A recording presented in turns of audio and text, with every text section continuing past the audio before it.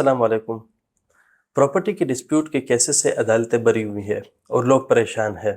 यहाँ पर सवाल ये पैदा होता है कि क्या हम इसका सद्देबाब कर सकते हैं? अगर आज ही ऐसे एहतियाती तदाबीर इख्तियार किए जाए कि ये डिस्प्यूट पैदा ही ना हो। और ये जानने के लिए हम आज गुफ्तगू करेंगे एडवोकेट मोहम्मद यूनुस एवान साहब, जो कि साबिक सिविल जज भी रह चुके हैं और लीगल एडवाइज़र नोविटा कंस्ट्रक्शंस भी है। यूनुस साहब, बहुत शुक्रिया। ड्यू डिलीजेंस जो है इसका मतलब है रीजनेबल केयर, और ये ट्रांजैक्शन से पहले है, और इसका मतलब है कि परहेज इलाज से बेहतर है, बजाय इसके कि प्रॉपर्टी का डिस्प्यूट पैदा हो और उसमें जो ट्रांजैक्शन है लिटिगेशन में जाए, कॉस्ट जो है इंसान की वो इनकर हो, उसका खर्चा है, उसका टाइम लगे, उसको परेशानी हो। तो कुछ ऐसे स्टेप्स हैं जो हम पहले ही अडॉप्ट कर सकते हैं और अपनी ट्रांजैक्शन को सिक्योर कर सकते हैं।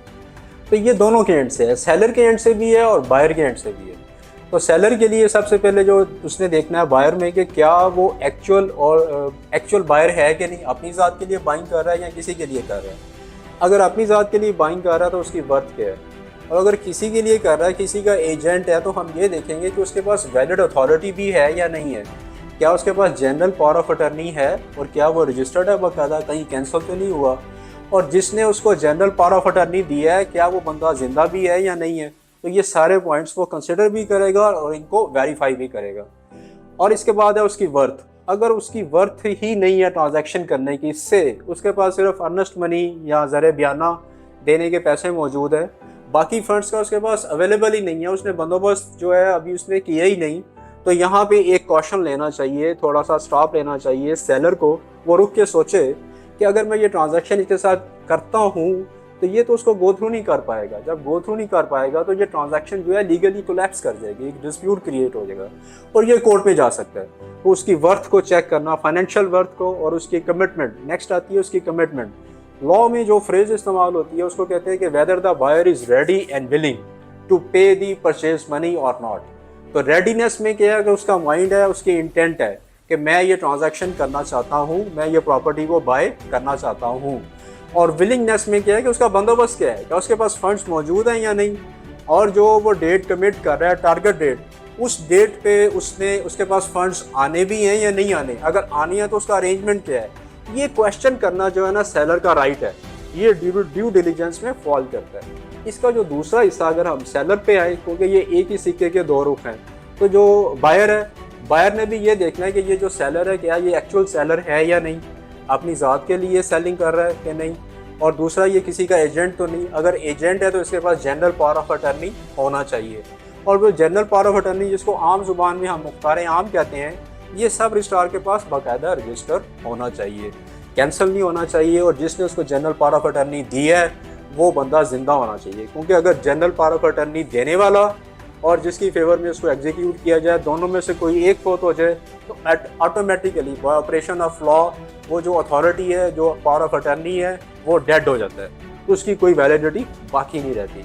इसी तरह से जो बायर है, बायर ने जो है वो ये देखना है कि जो सेलर है उसकी वर्थ क्या है, क्या ये जो प्रॉपर्टी है उसका जो टाइटल है ये क्लियर है कि नहीं, और पोजेशन उसका क्लियर है कि नहीं, यानी उसका जो टाइटल है कहीं डिस्प्यूटेड तो नहीं, और क्या ये सिंगल सेलर है कि जॉइंट सेलर्स हैं, यानी अगर जॉइंट सेलर्स हैं तो क्या सारे सेलर्स ट्रांजैक्शन कर रहे हैं कि नहीं, और अगर जॉइंट सेलर्स हैं कोई उनमें माइनर तो नहीं।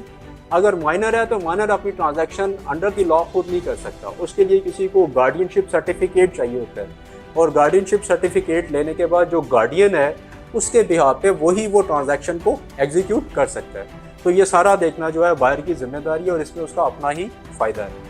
प्लस उसने ये देखना कि पोजेशन मौके पे किसका है। हो सकता है कि वो ट्रांजैक्शन ए से कर रहा हो और पोजेशन जो है वो बी के पास हो, और बी हो सकता है उसका टेनेंट हो, बी हो सकता है उसका भाई हो, बी हो सकता है उसका कोई फ्रेंड हो। अब टारगेट डेट पे ये कौन इंश्योर करेगा कि ये पोजेशन क्लियर वैकेंट पोजेशन जो है ये बायर को मिल जाएगा। तो ये चेक करना भी पहले जो है बायर की जिम्मेदारी है, और उसका उसमें अपना ही फ़ायदा है। तीसरे नंबर पे कमिटमेंट। तो क्या जो रेडी एंड विलिंगनेस जो है लॉ रिक्वायर करता है बायर से, तो वो सेलर पे भी एप्लीकेबल है कि क्या वो बंदा कमिटेड है कि नहीं, उसने पास्ट में कितनी ट्रांजैक्शंस की हैं, मार्केट में उसकी रेप्यूट क्या है, और प्लस ये है कि क्या ये मेरे साथ एग्रीमेंट करने के बाद टारगेट डेट पे प्रॉपर्टी जो है उसकी ओनरशिप मेरे नाम पे ट्रांसफ़र भी करवाएगा कि नहीं करवाएगा, और क्या मुझे क्लियर पोजेशन भी देगा या नहीं देगा, इसकी नीयत तो नहीं बदल जाएगी। तो ये सारी चीज़ें जो हैं बायर ने इंश्योर करनी है, इनको कंसिडर करना है। नेक्स्ट जो है एक वो इसमें पॉइंट है वो ये है टैक्सेशन के हवाले से, हिडन चार्जेस के हवाले से। चूँकि इसका ताल्लुक जो है स्टेट लॉस के साथ है, बाय लॉस के साथ है, आप जिस एरिया में ऑपरेट कर रहे हैं उसकी सोसाइटी के बाय लॉस के साथ है। बाज़ का किसी ने कंस्ट्रक्शन जो है बाय लॉस से हट के करवाई हुई है तो उसकी पेनल्टी होती है, तो वो पेनल्टी चेक करना ज़रूरी है क्योंकि वो बाद में ऐड होगी। हो सकता है अच्छी खासी रकम हो और हमारे लिए वो रेडी अमाउंट मौजूद ना हो। प्लस हमने ये देखना है कि ये जो टैक्सेशन है, कैपिटल गेन टैक्स है, इसकी एग्जैक्ट अमाउंट का हमें पता होना चाहिए कि हमारी जो ट्रांजैक्शन है किस अमाउंट पे हो रही है और उस पर रेलेवेंट जो है टैक्स कितना एप्लीकेबल होगा।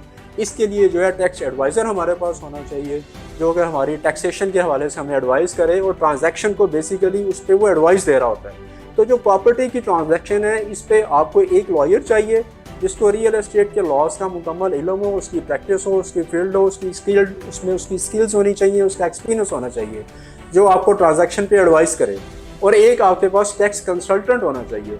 इस तरह से आप अपनी ट्रांजैक्शन को जो है वो सिक्योर कर सकते हैं और प्रॉपर्ली ड्यू डिलिजेंस को परफॉर्म कर सकते हैं। यूनुस साहब ये बताएं कि ड्यू डिलिजेंस करते वक्त कौन कौन से डिपार्टमेंट्स, कौन कौन से अथॉरिटीज़ इन्वॉल्व होती है? जी हाँ, ये इसमें अगर देखें कि CDA रेलेवेंट अथॉरिटी है जिसने अलॉटमेंट लेटर इशू किया है, तो ड्यू डिलिजेंस में हम वेरिफिकेशन जो इसका पार्ट है जो कि एक लॉयर जो है प्रॉपर्ली परफॉर्म करता है, प्रोफेशनली परफॉर्म करता है।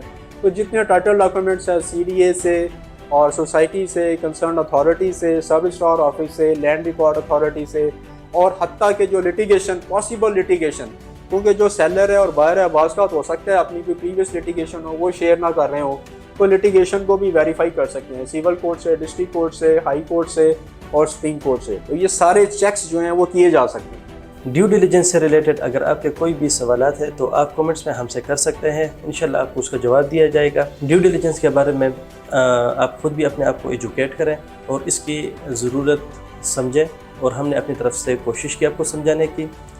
थैंक यू यूनुस साहब, बहुत शुक्रिया। Thank you sir. Thank you. Subscribe.